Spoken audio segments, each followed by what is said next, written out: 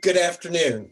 On behalf of the Global Interdependent Center's Board of Directors and the College of Central Bankers, welcome to today's executive briefing, Debt Levels and Interest Rates. I'm Peter Gold, Vice Chair of the GIC Board and Chair of its College of Central Bankers. Today's presentation is part of the College of Central Bankers Institutional Alignment Series. This project is centered around the overarching question of whether national and international policymaking institutions are sufficiently equipped to address the impacts of high debt levels, digital currencies, unsupervised algorithmic trading, inequality of opportunities, climate change, and changing demographics. Working collaboratively, the College of Central Bankers and its community is and will be bringing this discussion and other activities to the global stage, beginning with a series of virtual events starting today. Unlike presentations by many other organizations, we feel our programming is unique for two reasons. First, the discussants are individuals who actually headed central banks or similar organizations. And second, we take a global look at these issues through the eyes of thought leaders from around the globe and around the world. Before we begin, I note and congratulate College of Central Bankers Advisory Board member, Professor Jeremy Siegel, on his accurate prediction of higher inflation rates, accredited in a recent Bloomberg article. You can read the article in Dr. Siegel's original paper with his predictions from 2020 on the GIC's website now. Moving along, I'm delighted to introduce today's moderator, Michael McKee, a longtime supporter of the GIC and a member of the College of Central Bankers Board of Advisors. Mike is the superb international economics and political correspondent for Bloomberg Radio and TV. At this lunch hour on the East Coast of the United States, I note that Michael is one of the best at cultivating food for thought. So with that, I'm going to turn it over to you, Michael. Thank you. Well, thank you very much, Peter. I think that's all that needs to be said, and we thank you all for joining us today. Actually, I did want to mention that Colleen and Siona will be checking your vaccine cards, so make sure everybody holds those up to be admitted to this event. Haven't we gotten used to that these days? This is a very interesting time period because we are at a turning point, I think. 4 major central banks meet this week, next week, at least for 3 of them, maybe leave out the Bank of Japan. The end of emergency policies are coming. The stimulus is going to be cut back, even if we're not yet ready to completely see tightening. After 18 months of extraordinary central bank intervention, the Fed's tapering and expected to announce next Wednesday it will speed the process of tapering its QE bond purchases. The Bank of England is expected to bring its QE purchases to an end next Thursday, and the same day the ECB is seen announcing the end of its pandemic emergency purchase program. All those programs, of course, pumped trillions into the global economy in an effort to prop up growth, and by all accounts, it did. The latest consensus forecast of economists surveyed by Bloomberg is for 2021 GDP growth of 5.5% in the United States, the fastest since 1984. And those economists are the pessimists. The Atlanta Fed's GDP Now number just came out about an hour ago, and they're looking at fourth quarter growth of 8.8%. But along with the good comes the side effects, and of course, one of those we have certainly seen before. Periods of extremely low interest rates lead to periods of extremely high levels of debt. Debt that is, or at least appears to be, sustainable now. But what happens when, in Shakespeare's words, as night must follow day, rising interest rates must follow QE? How to manage the global supply of debt as policy is reversed, and how much of a danger does that debt represent after this crisis? We have 2 complete experts on this topic joining us today who will give us their views from the central banker's seat on how this goes forward and what central banks could and should do. José de Gregorio is the former president of the Central Bank of Chile, And Alfonso Prat-Gay is the former president of the Central Bank of Argentina. And I guess I would like to start by asking both of you sort of a very broad question, and that is, how worried should we be? We all remember what happened back in the 1990s with the Asian financial crisis, and then in the post-Great Financial Crisis with debt levels and the problems that companies and countries had. Are we in a situation like that now, or have rates been low enough, long enough that people have been able to bring down their interest rate levels to a point where we can survive? Let me start with you, Jose. Yeah, thanks. Great to be here once again in this extremely interesting discussion for me. I learned a lot from this group of people, so it's, I'm very grateful and will try to contribute to this discussion, which is quite important. It's quite important because I don't think that we are in a scenario in which there is a concern of very high interest rate. The Asian crisis was more related to high levels of debt, but currency mismatches and a lot of financial fragility.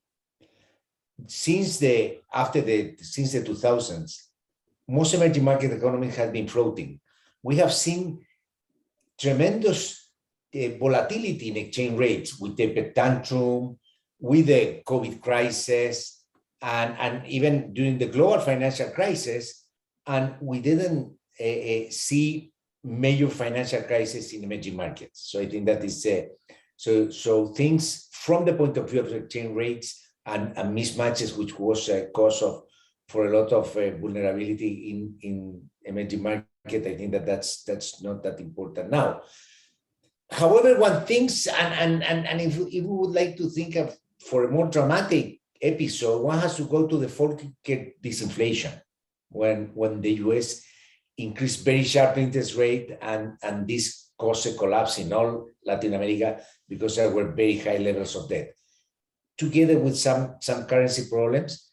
But I don't see that the world is going to a levels of interest rate that could be too dangerous. We have seen in Latin America, all the main central banks from Chile, Peru, Colombia, Brazil, and Mexico raising rates, and it has been quite important in the case of Brazil from 2 to 6.25, and in Chile from 0.5 to 2.75, and then they may go to 5-6%.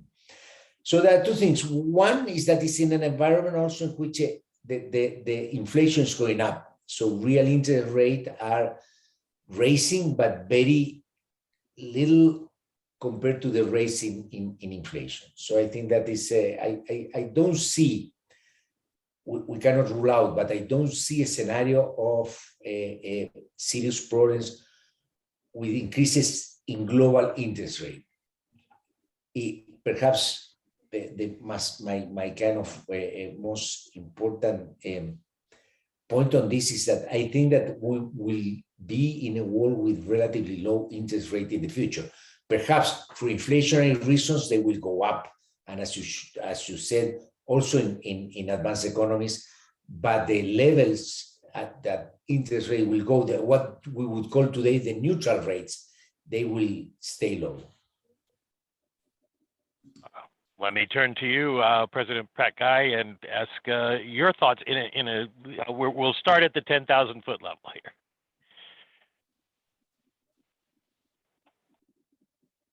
There we go. There we go. Yeah. Thank you, Michael, for that intro. It's such a pleasure for me to be part of the group and to share these words alongside with Jose, with Pepe. And thank you everyone for joining in today. As Michael was mentioning with his introductory remarks, this is quite a momentous week for global central bankers. On top of the big four that Michael mentioned, there are more meetings in the rest of the world, in the emerging market world. So it's pretty dynamic and the challenges are there. But as Jose was suggesting, my first point here is that unlike other experiences in the past, this time around, emerging market central bankers seem to be ahead of the curve. In fact, not just in Brazil and Chile, but also in Russia, Turkey, Central Europe, with the Czech Republic, Hungary, and Poland.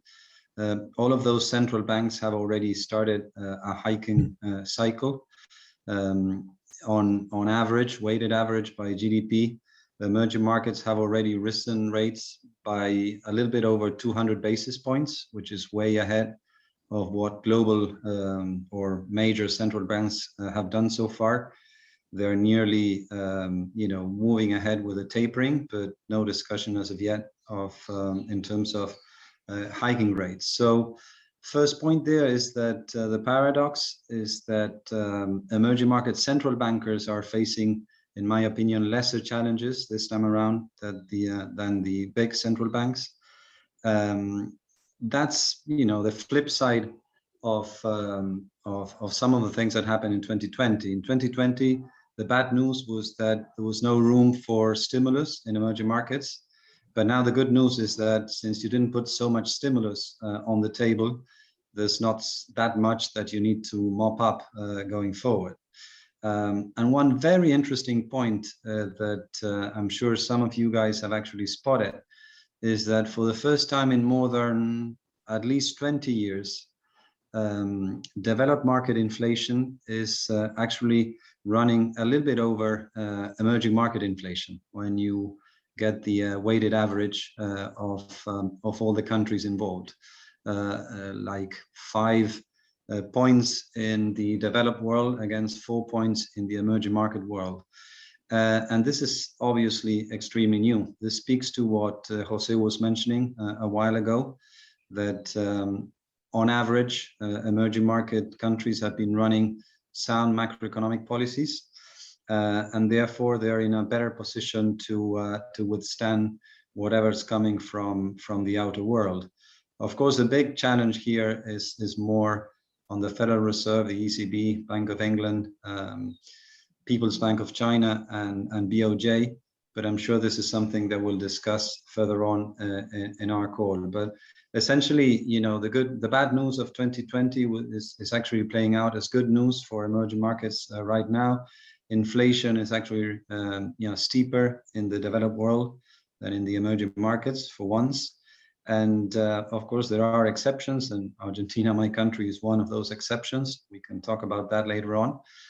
But the 10,000 feet view that you were asking for, Michael, is one in which lesser challenges for emerging market central bankers than there are for developed market central bankers. Well, let me turn to José and ask him to follow on with that.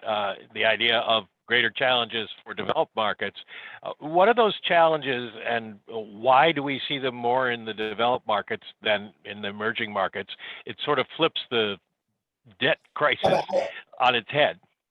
Yeah, I think that to a large extent is because in advanced economies, the monetary policy went to non-conventional measures. In emerging market, most of countries, they went with interest rate very low, some of them to the zero lower bound, but in very few cases, we see the massive quantitative easing that has been done in advanced economies. And of course,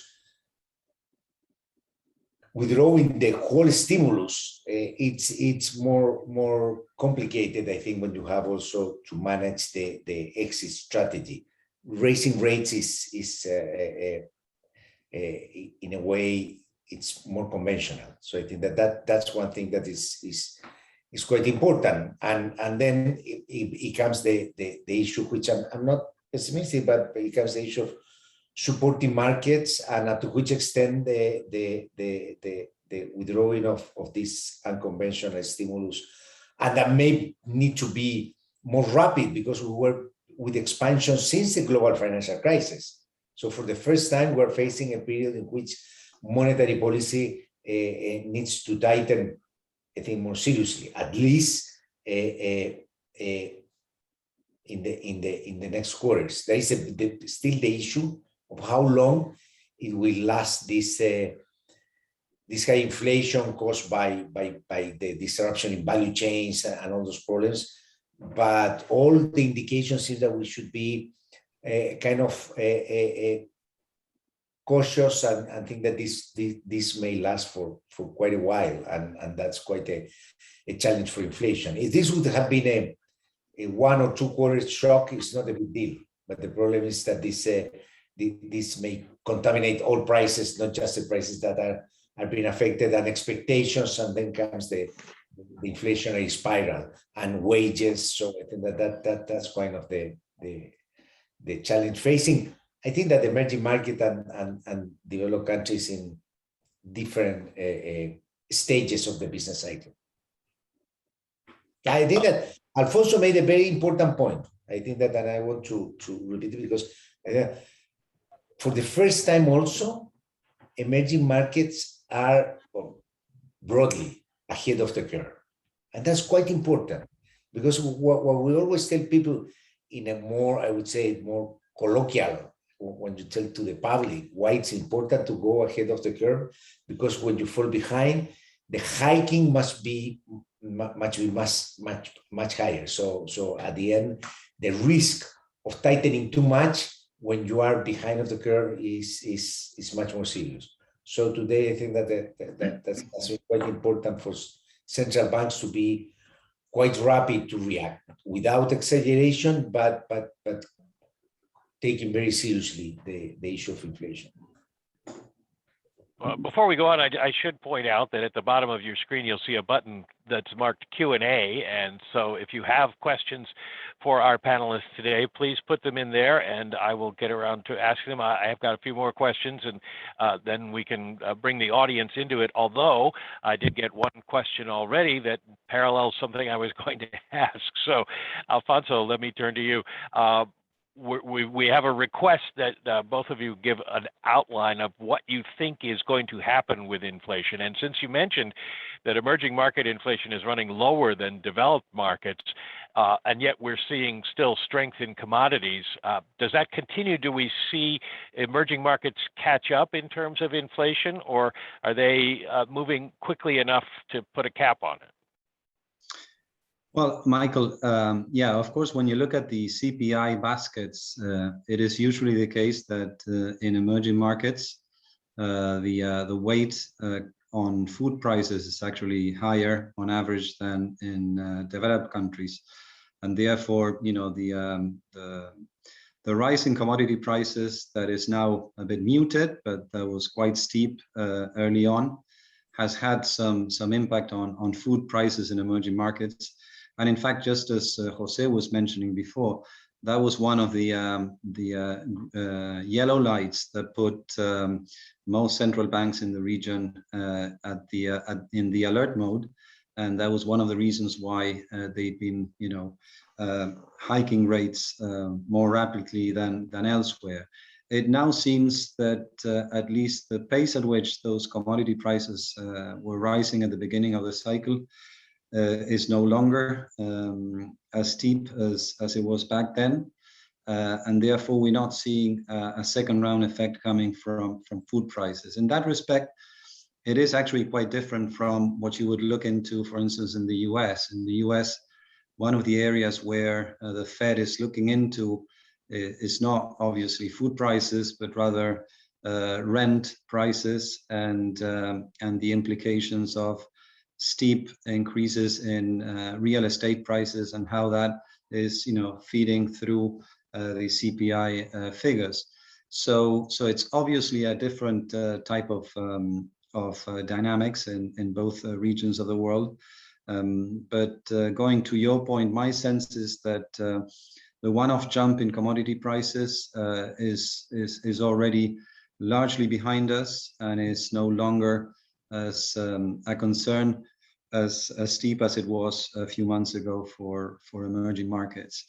If I may, Michael, make a further point on, you know, following up on what José was mentioning on the challenge for developed central bankers, because I think this is the core of what we need to discuss. And José was was starting with his views on that topic. I'd like to make a few points here. The first one is that the stimulus, the unconventional measures that José was mentioning, has been huge this time around. And just for the audience to get a sense of, back in the prior to the global financial crisis, the size of the major central banks, the Fed, ECB, BOJ, and People's Bank of China, in total was around $6 trillion, the size of the balance sheet. At the end of the global financial crisis, that number went to 10, so it nearly doubled.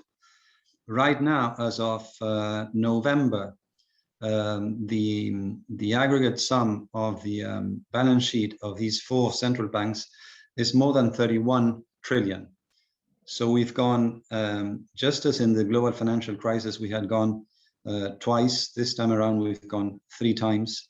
And therefore we are 5 times larger than back in 2008. So in that sense, the size of the of what was extraordinary back then is even more extraordinary now. And on top of that, there are 4 points that I'd like to stress. I won't, develop them unless there are questions, but I do want to make these points right ahead, which is when it comes to the Fed, basically the pandemic hit the Fed in the middle of a regime shift. If you remember well, Michael, back in August 2020, the Fed decided to move away from inflation targeting, conventional inflation targeting, to average inflation targeting. That creates a credibility challenge that is still to be, unwound, so to speak. On top of that, we have COVID, which blurs the data here and there and makes any central banker's work much more difficult. And then there are 2 more issues that were suggested previously. Fiscal dominance is one of them, and asset price dominance is another one. There's a risk that we move from the Greenspan put to the fear of tapering that Bernanke had in 2013. So the challenges are there, and one final point here with fiscal dominance. When you look at 19 developed countries plus 5 big emerging market countries, these countries are now showing government debt of more than 120% of their GDP on average. The only time where we saw that figure was back in World War II. So the challenge is that big, essentially. And so far, that's not a problem from a fiscal point of view with rates so low. But of course, the question is that whenever you have to normalize rates, and let's think about, I don't know, on average inflation rates of 2.5 plus real rates of 1.5, that would be, reasonable. We're talking about eventually hitting nominal rates around 4%. That would create, on average, a fiscal cost of more than 5 points of GDP worldwide. So if Congresses around the world are not taking note of this particular fact, then credibility in the global monetary institutions will be at stake sooner rather than later. Well, let me turn to Jose. You look like you have a comment to make on that. I want to make 2 comments. The first one is that one always wants to look at episodes that have some similarities. And we haven't seen, I would say, since the consolidation of low inflation in the late 90s, early 2000s, when inflation in all emerging markets came down and stabilized, we haven't seen events in which inflation has gone up and then you have to churn in with monetary policy. And I think so this is kind of very uncharted territories for emerging markets. Also, it's quite unusual, the increase in inflation in advanced economies. We have I was recalling one period in which was pre-global financial crisis, in which there was this huge commodity price boom. And the commodity price boom caused inflation in most emerging markets. In all Latin America, all countries were pre-global financial crisis well above their inflation target, 2-3 points above their inflation target. But then it came the crisis. So the disinflation, central banks, some central banks, the case of Chile, we were hiking, but at the end, what caused the decline in inflation was the huge collapse of commodity prices in the world. Now, we have a period of recovery. Central banks will induce a slowdown. We have already seen that Brazil have announced that they will have a recession. It is all moderate. It's not like the sharp collapse of the global financial crisis. But what I'm saying, that there is a risk that more than will be perhaps the most important test of low inflation consolidation in emerging markets, because I think that these are the greatest challenges that we have witnessed in this century for emerging markets.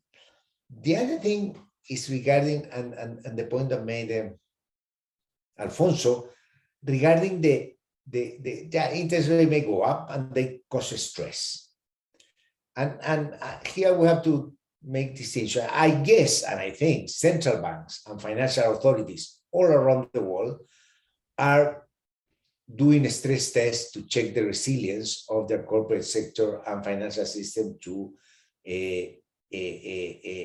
increases in interest rate. I think that is one lesson that we have since the global financial crisis, to stress the financial system and the corporate sector in order to see how resilient is it to events that we are not used, like a global tightening of monetary policy. However, where I see in emerging market greater risk is regarding fiscal policy, because it is true that the level of debt that you can sustain with low interest rate, it becomes much more difficult when interest rate go up. And the big problem that I have seen going on in emerging markets in the global financial crisis, and perhaps may happen again, is that they tend to apply in a reasonable way expansionary fiscal policy during the crisis, the COVID crisis. However, it is quite difficult for emerging markets to withdraw the fiscal stimulus. There is a lot of inflation, there is a lot of fiscal inertia. And it's very difficult. It's not that we saw it in the global financial crisis, countries use a lot of fiscal policy, but then after the crisis, they all end up with high levels of government expenditure. The same may happen now. So despite they may have the concern, the question is whether they have the capacity to do some fiscal consolidation towards the end of the crisis. Because in emerging markets, levels of debt are quite high, and with high interest rates and with persistent fiscal deficit, the fiscal situation may become much more complicated in emerging markets, and could be one reason, on a deep reason, for some inflation pessimism in countries with weak institutions that at the end up monetizing the fiscal deficit. I'm curious, and I'll go to Alfonso to start here. It's always true that it's our dollar and your problem, as they say. When the Fed starts moving, how much space do emerging markets have in terms of the dollar going up? The forecast seems to be we'll see a stronger and stronger dollar because the U.S. economy is strong and the Fed's going to have to clamp down. And there are people who worry that the Fed will have to move very quickly. Do you think that the improvement that you talked about, Alfonso, in the emerging markets is enough to prevent trouble if the Fed has to go more quickly than anticipated? Well, I mean, it depends a lot on whether the Fed is seen ahead or behind of the curve? That's the critical point, as Jose was mentioning before. Of course, if the Fed is behind the curve and the curve steepens and therefore it's a steeper hiking process going forward, that will certainly have an impact not just on the dollar, Michael, but also on commodity prices and also on growth expectations. So that would be a big problem for emerging markets. It would certainly be a huge problem fiscally for the US and for other countries, but on top of that, it would be a challenge for emerging markets in general. When the long end of the curve is on its way up, that's usually bad news for emerging market assets, for credit products, and therefore that would clearly be a problem. And I think my answer is conditional on whether the Fed is ahead or behind the curve. There's a lot going on at the helm of the Fed right now, with vacancies being replenished at the Board of Governors. It's still a lot to be done there. I guess the way I would put it, Michael, not just for us, for emerging markets, but for the rest of the world, I think we're in a period where there's a lot of uncertainty over the Fed's reaction function. Up until recently, it was pretty easy to know what it was. I mean, people talked about the Taylor rule and so forth. That's completely done and dusted. We're in the middle of the pandemics, and we are removing those extraordinary measures as well. The macroeconomic picture is incredibly blurred. We're still going through a combination of both the supply and the demand shock globally, which is very, very unique. And therefore, I think the uncertainty there on the central bank reaction function, in particular the Fed's reaction function, is something that will keep us on the edge of our seats. We're all praying for the Fed to get it right, but just as you suggested, if they don't get it right and if they happen to be behind the curve, that will create problems in pretty much every other market. So far, expectations seem to be quite well anchored, Michael, because when you look at the 5-year ahead 5-year swaps, or when you look at the spread between nominal treasuries and tips, it looks to me that expectations are rather high over the next 12 months, but then they drop off quite nicely, just as Jay Powell would have wanted them to do. As long as that is the case, there's no need to worry. But of course, it's a very changing environment. We have talked a lot about sovereigns. Let me ask Jose, what about corporates and household debt around the world? You mentioned earlier real estate prices going up, and we've seen that as a worldwide phenomenon, certainly in the United States, but it's happened in many other markets. And I'm wondering how much of a concern we should put on private sector debt in this situation.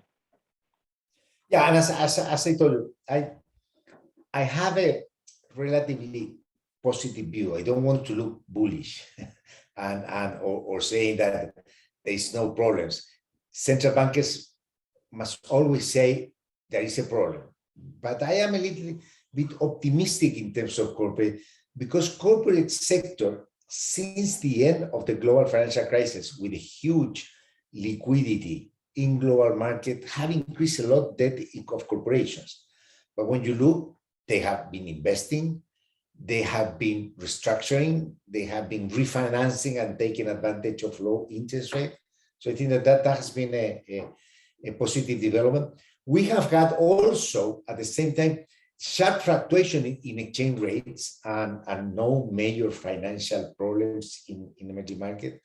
So I wouldn't look at the very, at least pre-COVID, all the evidence that we have is that the corporate sector was relatively resilient. There is always an interest rate that will cause problems, but for the variation that we are thinking on interest rate, I don't see this as a serious problem in the future. Perhaps where we are a little bit more, or we know less, is how is the state of the corporate debt during the COVID crisis. Because during the COVID crisis, there was a lot of public programs in emerging markets supporting private debt, so guarantee programs. So we don't see, and we don't know how, to which extent there was this, I would say, perhaps not so healthy borrowing. But taking a broad view, I don't think that the corporate sector, I'm more worried about the public sector than the corporate sector in terms of debt. A lot will depend on, of course, as Alfonso, you said, how high and how fast the Fed reacts. You suggested maybe 150 basis points is where they'll go. That raises the question of what's neutral anymore? Where is R star? And how different is it around the world? What kind of divergence will we see as the developed markets raise to what they think is their neutral rate versus the emerging markets? Well, certainly, Michael, that would be the $1 trillion question, wouldn't it? I mean, I think this is where central bankers are trying to, find some certainties around. It's quite obvious that the world right now needs R star to be negative, and it's working well for some time. But eventually, that will have to correct itself. Certainly, the number going forward will be much lower than the historical averages for a number of reasons. But there is some connection with the question that José was addressing right before. Essentially, to me at least, one of the biggest surprises from an economic point of view of the COVID crisis and the supply shock is how well corporate earnings have stayed throughout the cycle. And this is not just the case in the US, but throughout the world. I mean, companies have adapted very quickly, have taken advantage of the low financial costs. They have, reconverted themselves towards different pockets of demand, and the earnings keep coming in very healthy, particularly in the US, and to a lesser extent in Europe. Going back to your point of whether the US will be early and bigger in the hiking cycle going forward, which we don't know, basically. But I think as the dust settles and we can look at COVID in the rear view mirror, everything points in the direction of an R star will be much lower than what it used to be. And in that regard, that should be good news for central banks around the world, if and only if they manage to make sure that what we're seeing right now ends up being a transitory correction in the CPI and not a permanent one. Of course, if inflation expectations get unanchored, then everyone suffers, R star included. You said the T word. We were waiting for somebody to say transitory today. Jose, do we see lower R stars suggesting at the same time that potential growth is going to be lower coming out of COVID? It doesn't seem to be. It's hard to measure right now because we're getting the rebound effects in many markets. But do we go back to the pre-COVID world? I have two notes on this. One optimistic and one realistic, perhaps. I don't know. The optimistic, I think that COVID is like the end of a war. What's happened at the end of the war, and we saw it in the data after World War II, is that these are periods of so much transformation and productivity growth that's here to stay. Yeah, I think that's quite a rare. I always mention all that we know in the university everywhere of and we're witnessing here of remote work. All the transformation in the workplace is dramatic. I think that we have made changes that in normal times would have taken 10 years to do. It's like in the wars. The war was different because they used to do a lot of technological progress to be able to kill more people. But then after the war, they say, okay, this is for peace. But I think that we are in a period in which there has been a lot of productive transformation that I hope, and if I do an analogy with wars, I think that there is a lot of high productivity here to stay. And my job in the university, we have seen all the tools. I always said, if we had done this without the COVID, it would have taken 10 years with a lot of studies. I think here the virus said, well, you have to change in 2 months. So I think that's a, so I see, and I think that there is an opportunity in the labor market with people now for some part-time jobs or 2 jobs or anything in the labor markets and in the job changes that could help us to be much more wealthy society. And on top of that, there are even reasons to be positive in terms of income distribution, because today there will be much more demand for workers that must stay in the job, people that cannot work online. And this is people that usually has a pool with more people with low abilities. So their wage should go up. Now, this is I would say the part where we say that productivity maybe have a boost. On the other hand, on the side on interest rates, I think that our start will remain low because all the demographic changes that we have seen that in my view are the most important explaining the low interest rates, I think that they will remain. And there is no, and it's difficult to think that there will be such a boost in investment that would offset this and push up interest rate.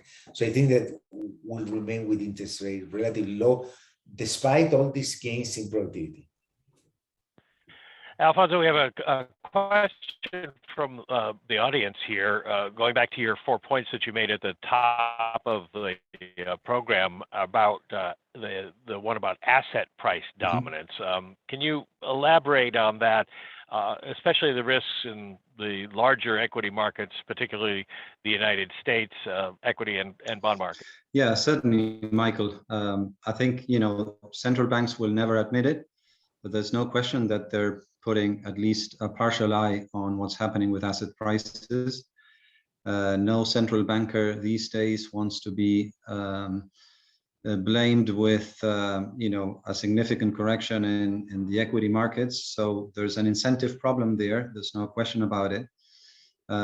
Just like, we had the fear of floating in emerging markets over, 20 or 30 years.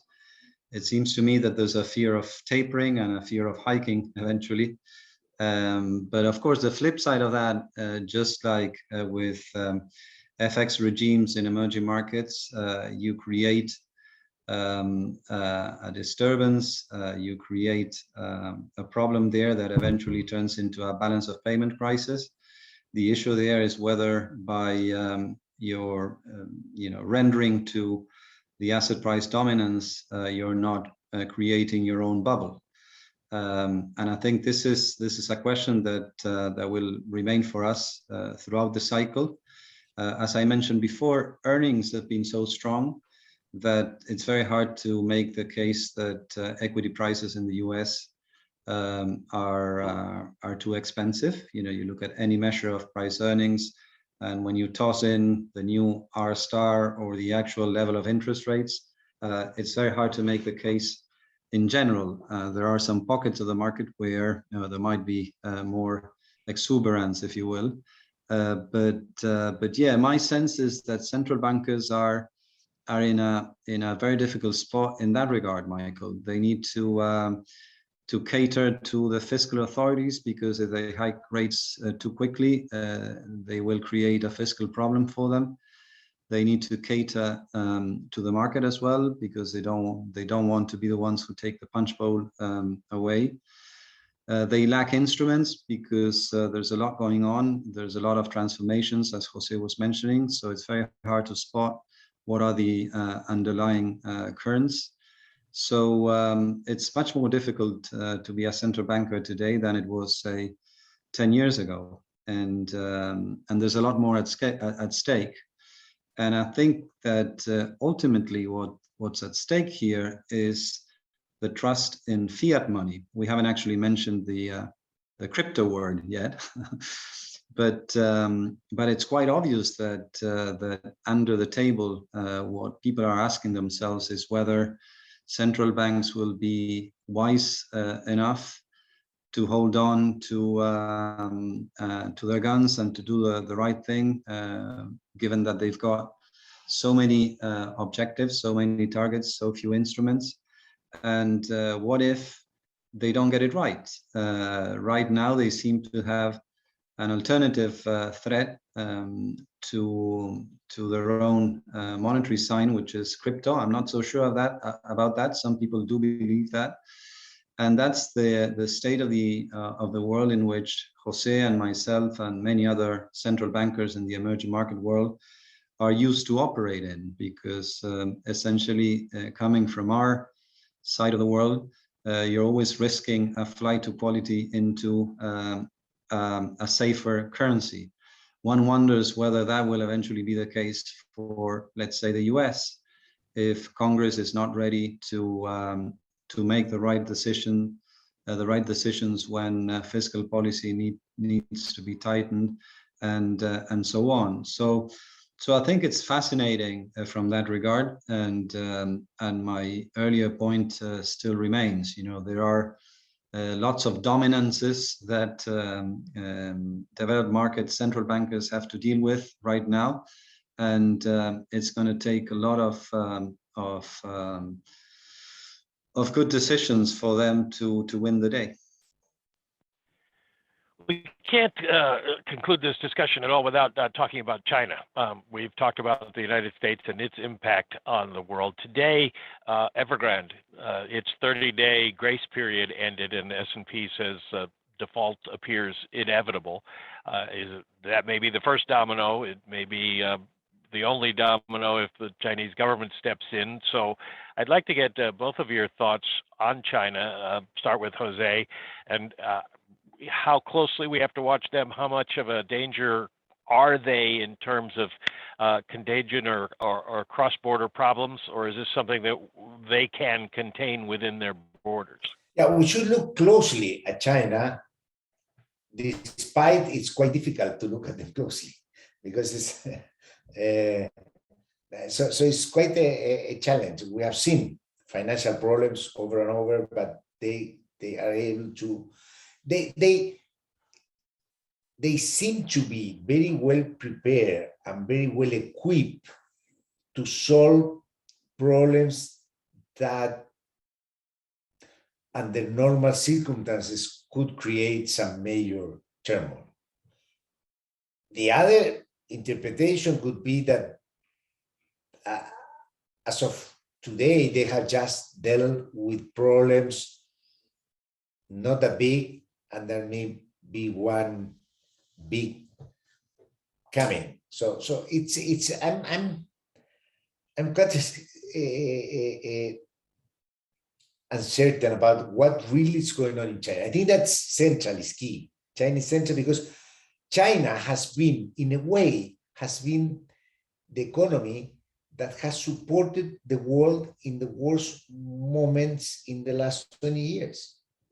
China was the only economy that has grown during the global financial crisis and in the COVID crisis, positive growth. They have sustained demand for many emerging markets. So the issue is what's happened the day that China has a serious recession. Will they have it?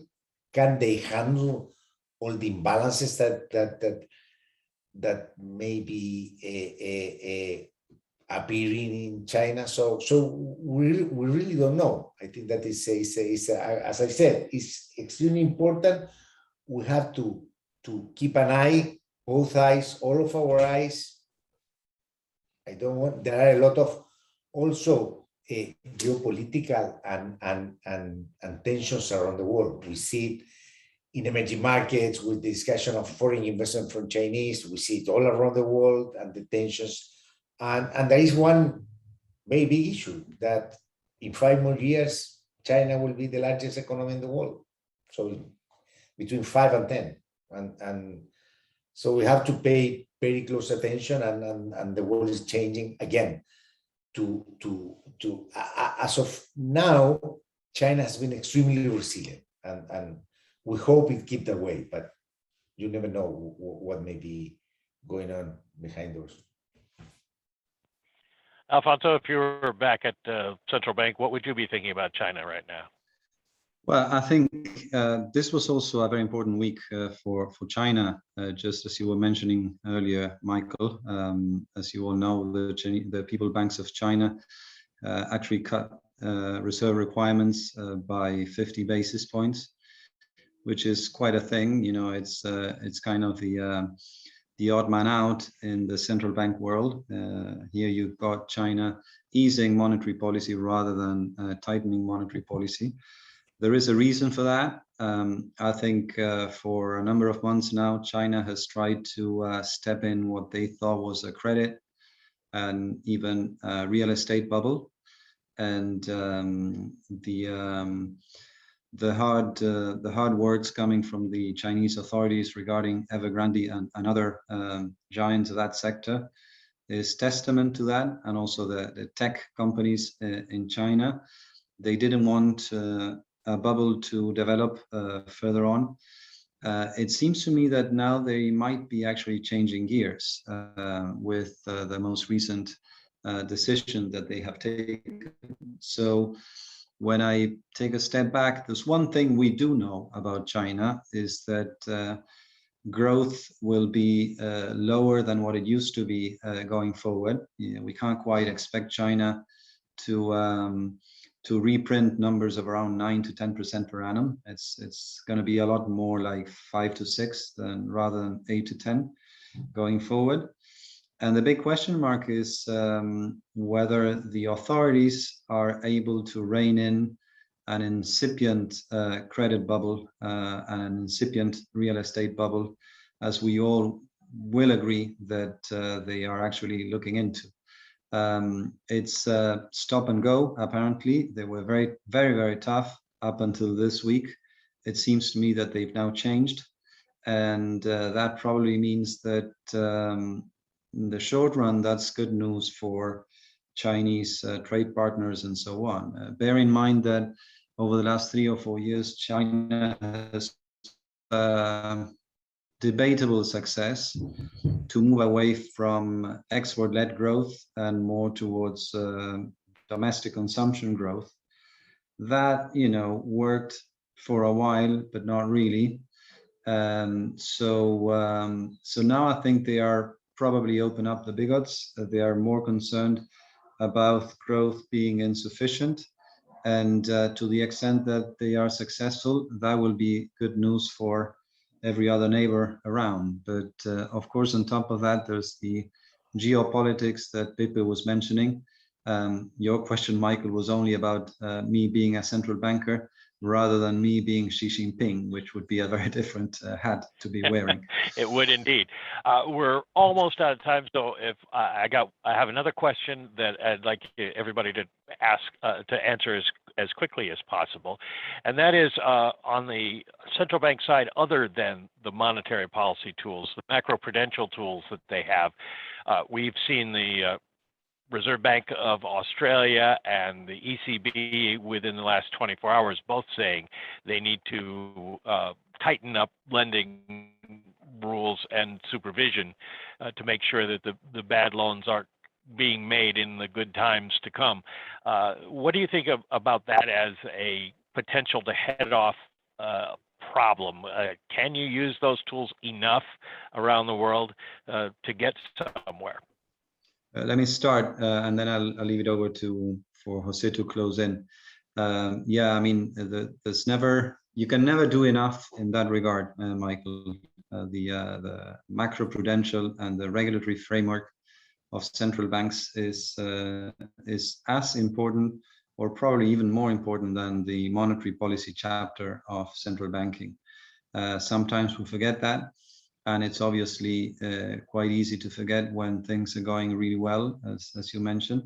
But that's precisely the time when you need to tighten the screws.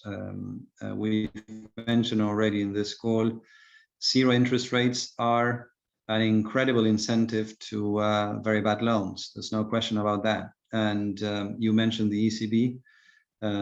In most countries in Europe, you've got negative interest rates, even well into the yield curve. So I wouldn't be surprised. I remember there was one governor of the Central Bank of Japan who actually had a religious view on negative interest rates, if you remember, Michael. He used to say that it was immoral, that it created all sorts of incentive problems. We don't need to go that far in our argumentation, but it's a simple point to make that when conditions are very, very loose, chances are that banks err on the easy side of their lending, and we need to try to avoid that thing to actually happen. This is to some extent what China is trying to do right now. It would be very well for the ECB, Fed, Bank of England in particular, to be ahead of the curve on the macroprudential side as well. All right, Jose, if you can give us a quick thought on that, and then we'll probably have to wrap up. I think that's going on. There is a discussion whether it is macro or micro regulation. I think that this is a moment, of course, to review all lending standards in this world of a lot of liquidity, of probably hiking interest rate. Is time to check out the resilience of the financial system. So perhaps it's a good moment to revise regulation. I wouldn't look at on the macro perspective of trying to complement monetary policy. I will look at much more directed to make sure that the financial system is safe and sound. So. All right. Well, I'd like to thank Jose de Gregorio and Alfonso Prat-Gay for joining us today, and give us a lot to think about in terms of emerging markets, developed markets, and debt levels. Peter Gold, I'll turn it back over to you. Well, thank you. Thank you, Michael, Alfonso, Jose, for a fascinating, informative, and fundamentally important discussion.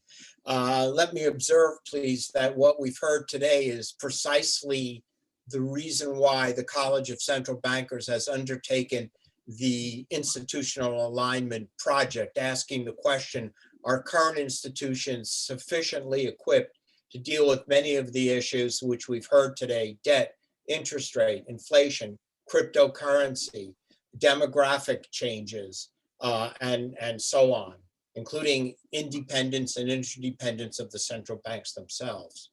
So fascinating discussion.